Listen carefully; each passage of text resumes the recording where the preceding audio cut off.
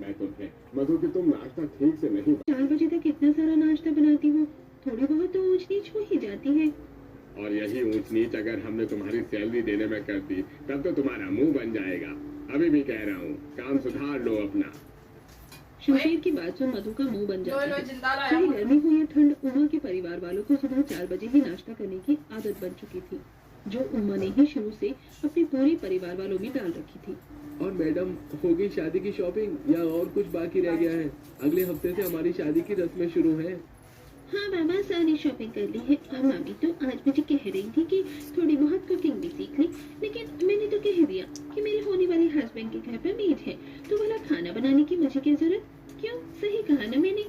अरे मेरी जान, एक बार तुम शादी करके आ तो जाओ, मैं तो तुम्हें रानी बना कर रखूंगा। कुछ समय में अनुराग और कोमल की शादी की रस्में शुरू हो जाती हैं और जल्द ही कोमल शादी करके अपने ससुराल आ जाती है। घड़ी में रात के 2:30 बज रहे होते हैं कि तभी अनुराग कोमल को जगाने लगता है। कोमल, कब से अलार्म बज रहा है? चलो जल्दी से उठो, जाओ मैंने गीजर ऑन कर दिया, नहा धोकर तैयार हो जाओ। क्या है, लेकिन अभी तो 2:30 बज रही है। इतनी जल्दी उठकर क्या करना है? घर में कोई पूजा वगैरह है क्या? अरे पूजा नहीं है, नाश्ता नहीं करना है क्या? हम लोग सुबह 4 बजे नाश्ता करते हैं। मैं नहाने जा रहा हूँ, तुम भी उठ जाओ। क्या कहा तुमने? सुबह 4 बजे नाश्ता? अनुराग नहाने के लिए चला जाता है तो वहीं कोमल को अभी तक अनुराग की बात समझ नहीं आती। अनुराग के आने के बाद कोमल बाथरूम में जाकर मुंह धो लेती है और इसी बीच 3:30 बज जाते हैं। कोमल जब बाहर हॉल में आती है तो देखती है कि सभी लोग डाइनिंग टेबल पर बैठे हैं। इसका मतलब अनुराग ठीक ही कह रहे थे, आप लोग सुबह सच में 4 बजे नाश्ता करती है, लेकिन क्यों?